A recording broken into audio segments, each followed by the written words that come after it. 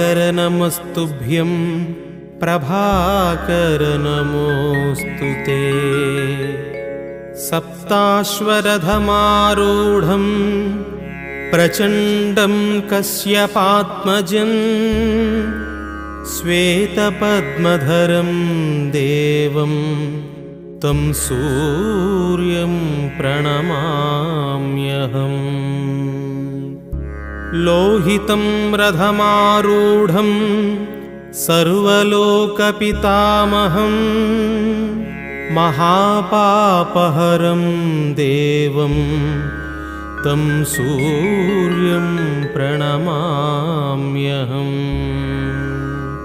त्रैगुण्यं च महासूरं ब्रह्मविष्णुमहेश्वरं महापापहरं देवं